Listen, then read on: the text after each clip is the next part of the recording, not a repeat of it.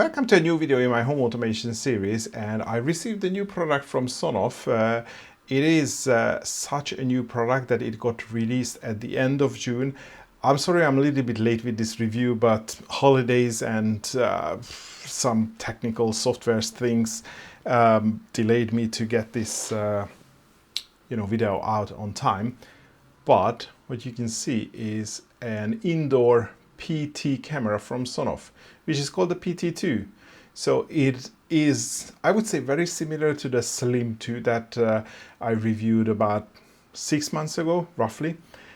But now that is a fixed camera. It's a very small and fixed camera, but this one tilts and pans.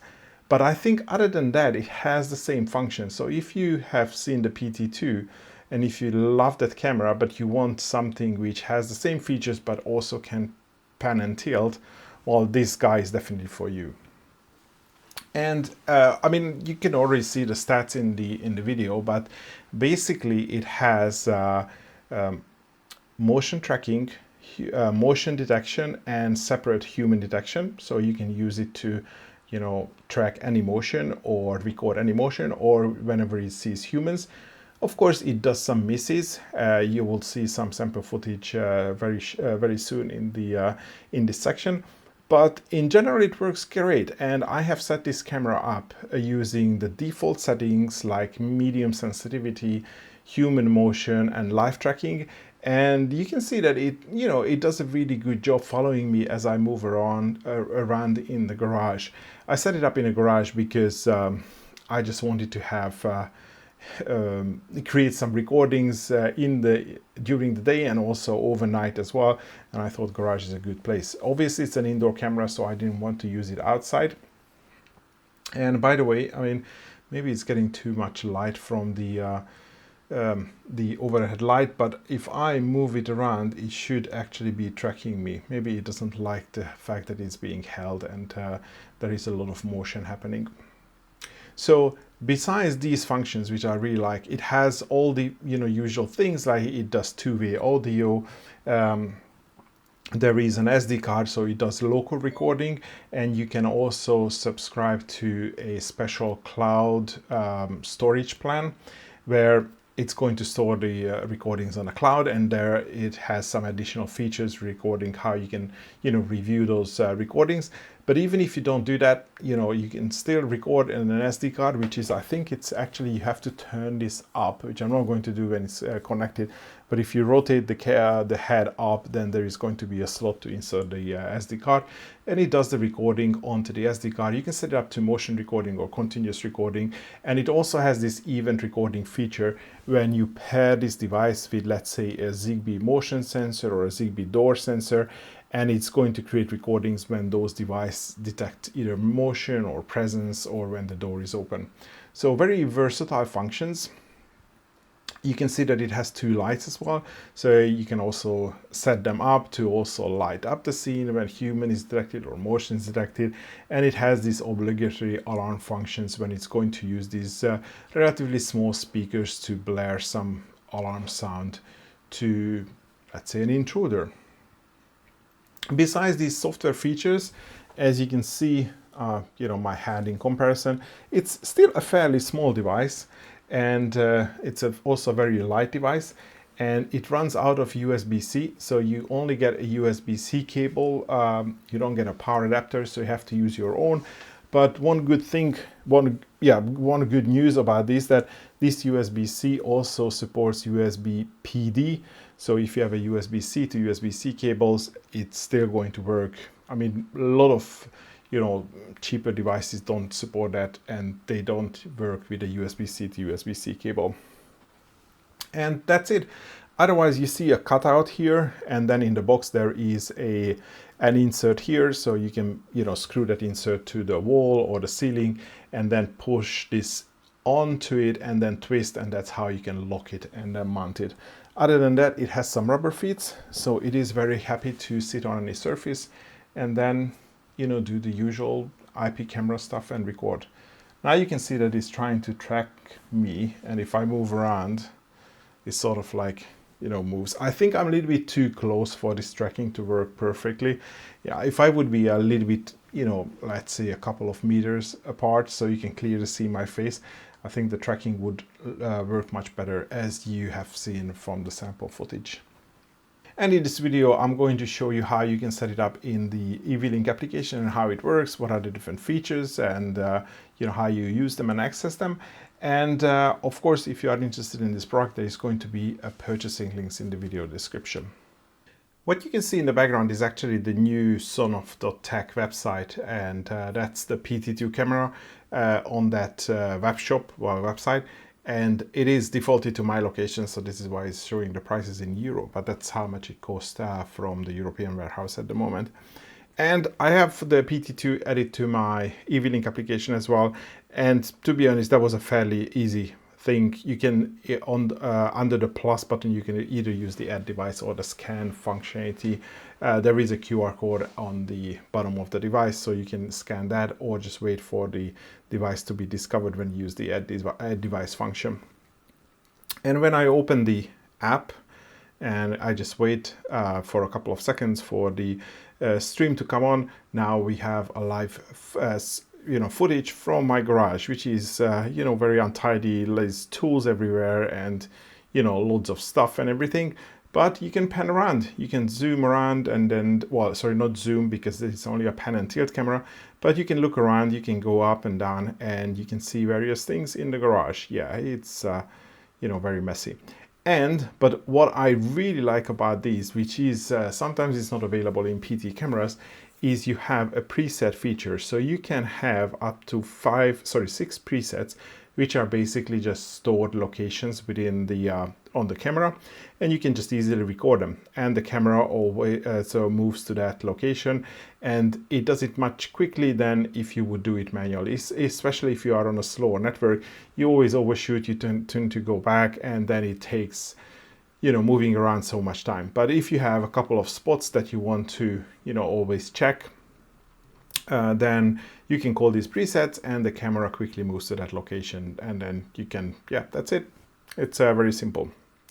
And besides these functions, so the normal panning and tilting, you have a couple of functions that are in the bottom, and actually there are multiple screens, so you can scroll to the left to reveal all the additional functions. And I mentioned in the beginning that there is a paid cloud subscription which gives additional functionality. So whenever you see that pop up, that means that so those are the functions that are only available in the cloud. And I'm using the free tier, so everything that you see here in this video, me showcasing, is not something that I paid for. Because if I click on the events, then we get to these this pop-up screen for the annual subscription. And as you can see, you can do monthly or annual billing. And so these are the additional features that you get if you subscribe.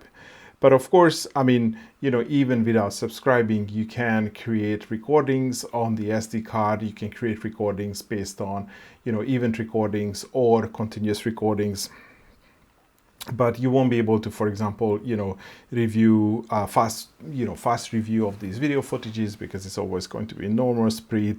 But you can definitely browse in these recordings, and when we look at the playback and the timeline, you can see how easy it is to look at certain recordings that are just motion recordings, human recordings, or continuous recordings. Definitely the advantage of this the cloud storage is that if for some reason, I mean, this is an inside camera, not an outside camera, but let's say somebody would need the camera with the SD card with it, then your recordings are gone. But if you store them in the cloud, then obviously you can retrieve them from the cloud. The next couple of functions related to the two-way audio. So here you see a sound and a talk, which I won't be able to show you here because the screen recording locks my microphone. And then you have the PT, Z functions, and then the playback. So that's where you can review the recordings. And as you can see, I have a couple of different options. So there will be you see all these color codings, and they are represent what type of recording it is. So if it's a motion recording, a human detection event, device event, or a recording. And actually this, so you can see that it shows the two yellow ones. It means that it's a human detection. But I mean, as you can see in this footage, there was no human detection. And I had some issues with the SD card. So all the footage that I saved to my laptop, once I put the SD card back, the camera was not able to detect the SD card, but I just put in a new SD card and it's working fine. So I think the issue was with my SD card, not with the camera. But the other problem I have, which I had with the Slim 2 as well, and it seems that this wasn't fixed, that these timelines are not in sync. So if you see, so at the moment is 12:29, and if I go, oops, so that's somewhere here, and it shows that the recordings were done in the past. But if I move over to those, it is not showing, it's not starting playing these recordings. So it looks like that the timeline, you know, is somehow out of sync, because it starts playing the video when I'm somewhere here, and it doesn't play it when I'm, you know, I'm on the actual marking on the timeline. And it is very frustrating. And I don't know whether it's a time zone issue. I can't believe that they haven't found this problem and they haven't fixed it. So I'm wondering if this is something with my camera, with my phone, for whatever reason. But normally, if you have other recordings with the other detection type, you would see different colors appearing. And of course, you can just turn them on if you are only interested in a certain type of event. Yeah, I have to select at least one. Yep, I only have human detection at the moment. I haven't set up anything else. Okay, and then on the next screen you have snapshot and record. So those would be creating recordings on your phone.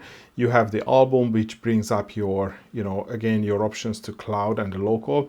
And to be honest, I don't quite understand why this album is not really showing my recordings, because I could clearly see on the playback that I have some recordings, but it's not showing them here. And of course you have the plan, which is another screen in it's another button in order to go to the subscription screen that we have seen before. You have the alarm option, which is going to sound an alarm in the garage. I never use this feature, so let me turn it off. And you can also set up the device events and go send the camera to sleep, which basically turns the camera off. I mean, turns the camera off, so it's still going to be online, but it's not going to see anything and it's not going to record anything. So since we are here with the device event, let me cover this. So it's the same function that we have seen with the Slim 2, where you can assign, where you can assign an external sensor that is going to trigger the recording. So, you know, normally it has the built-in human detection and motion detection, but if you want to use a specific motion detector, like a Zigbee motion sensor or a Zigbee presence sensor or a Zigbee door open sensor, you can do them here. So if I, for example, do these here, so this SNZB04P, so that's one of the window sensor, and I set it that it should record whenever the it is open, then I can set this up. So I can enable the device event. I can also enable whether I want to receive push notifications to this, and I can also restrict it in a certain period. The only thing here is that you can't really select multiple. So if I select the motion sensor, then it's the motion sensor. So I can't select multiple sensors. And it was the same with the Slim 2. Well, too bad that you can't really use more than one, but that's how it works at the moment. So this is now set up. And if I would trigger the motion sensor, and if I would come back to these events, then we would see some yellow stripes here in the timeline as well, which would indicate that those recordings were created by this external sensor. Okay, and let me go into the settings so we can see some additional functions. So we have the versions, the manual, the usual location sharing and smart scenes. So this would show all the scenes that are related to this device, which we don't have anything yet. The small LED indicator can be switched off. Another option for you to look at your cloud storage subscription, either to subscribe or cancel your subscription. There is some motion detection settings, so you can enable motion detections. You can restrict it to show any moving objects or just humans. You have seen the sample footage. It works, fairly good. Sometimes it will see something as a human when it in fact is not a human. So there is going to be some false alarms. Definitely, you can restrict the detection to only a portion of the image. There is sensitivity and effective periods. You created all my recordings in a medium sensitivity, which is the basic settings.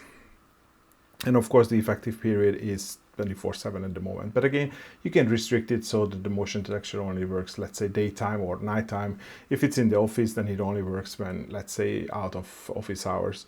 If you want to, spot somebody who is, moving around in the office during the evenings or something like that. Smart tracking is obviously, as you can see, it tracks me whenever it sees me moving around. While it doesn't have to be a person, but any moving object it will detect and it will try to track it. Local recording, so that's where you can configure all the recordings for that SD card that is inserted. So as you can see, you can format it. You can configure it to only record events, so is when motion or human is detected, or when an external sensor detects, the external sensor sends a trigger. And also you can do full time, where if you want to do 24/7 recordings. So those would be appear in the timeline with, green, I would say stripes, but I mean, that would be like, a whole, sorry, not green, but blue. That would be a whole blue period if you do full-time recording. And of course, it will loop over all this recording once the SD card is full. You can rotate the camera if it's mounted upside down. You can, enable the infrared. I use this, standard one. So during the nighttime, it's going to have the infrared black and white image. And it auto switches between the two based on the illumination settings. And we have a couple of more settings which are related to speakers, the microphone volume. You can automatically put the device into sleep schedule. So again, as I said, maybe you are using it in an office for security reason, but you don't want to record, employees during work. So you only enable them in in the evening hours, and otherwise you would set them to sleep automatically. You can enable the ONVIF and the RTSP. So if you do that, then this device is going to be discoverable using ONVIF services. So if you want to integrate it into your security setup, which supports ONVIF, you can do that. Or the RTSP, it would give you RTSP URL. So for example, if you want to look at it in VNC, or you want to use the stream for anything, you can do that. And this has worked since the first version of Sonoff cameras. So that's quite nice. You can do a privacy zone, so black out some part of the image for privacy reason, watermark, and restart a camera. Wi-Fi settings, you can just change the Wi-Fi, and there's nothing there. And in the alarm settings, so these are the audio or visual alarm. Well, actually, it is going to be audio alarms.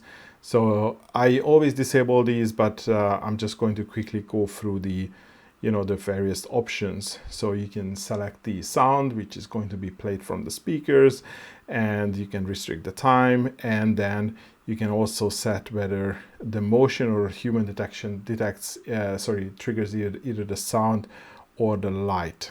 So yeah, I mean, with this setup, you can also set it up as, like a light alarm. So, it's just going to, flash the internal light. But yeah, I'm usually not interested in these features, so I usually keep them off. And that's pretty much it. And the rest is the manufacturer and the device ID and the usual stuff. So of course, nothing you can change here. And last, probably the other thing which I definitely want to cover is how you can integrate it into scenes, because that's definitely important if we want to use this as part of your smart home setup, as opposed to just a camera that you can use as surveillance device. So first let's check what are the different triggers that the camera can trigger, initiate in order to start a scene. So I can smart device PT2, and it only has 2 triggers. So if the motion detection or the human detection is enabled, you can use these to start a trigger. So for example, person detected. So if I do this, and then let's say in the then actions, I can do a smart device, which let's say, the smart plug, and I can turn it on. So if the camera detects a person, it can turn, for example, the lights on. And of course you can do this with motion as well. So that's a simple scene that you can do. So you can do with, person detection or motion detection. It's not a lot, but I think these are the 2 main things that you're going to use these cameras for. But let me go back and then start again. So let's do the other way around. Let's see what we can use the camera for, what kind of events or actions we can send to the camera. So I set up the trigger as tap to perform, just for testing. And on the second one, smart device PT2. So we can put it into sleep, and then we can enable the live streaming. I haven't tested that, but definitely like sleep, enable alarm or disable alarm. So we can, start the audio alarm and we can disable it. So if you want to use this enable and disable, let's say you can hook it up with a door sensor. So when the door opens, then the camera is going to, play the siren sound. I'm not really sure if you want to use this. I mean, we have like built-in alarm functionality, if many on the Sonoff products, like the various, Zigbee gateways. So you can also create a scene where if the Zigbee gateway, starts an alarm, then you can start the camera to also play an alarm. So, just all your cameras around the house is going to, start, the alarm sound. And of course you can disable that. And the sleep functionality is something that can be triggered from an external device.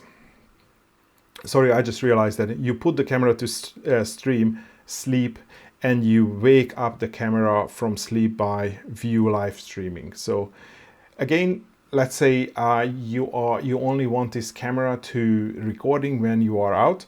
So if you want to use, for example, the home security feature in Sonoff, then once you arm the home security, then it's going to wake up the camera. So it will start recording and motion detection and everything. And then once you go home and then you disable the alarm, you put the camera to sleep. So it's not going to, keep recording you moving around in the house. So, simple features, but I think these are, some nice features, how you can control the camera, especially if you are, concerned about privacy. These, using either the sleep function, either the scenes or the timers that we have seen to put the camera into sleep. I think it's a very good option.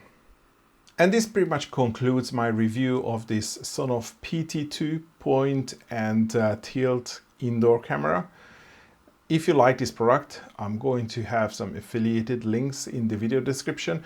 The link now points to the new sonoff.tech website, which is the new, so let's say like a web shop from Sonoff, and they have US and European warehouse. And if you order from these 2 regions, then you can expect quicker deliveries other than the, the previous, Chinese or, China mainland delivery. So that should be nice. Of course, they offer, free shipping over, certain amount of purchases. So you can check those out as well if you want to do free shipping. So the links are going to point to that website now, but I think that's all going to be for today. So thanks for watching, and hopefully see you in the next one.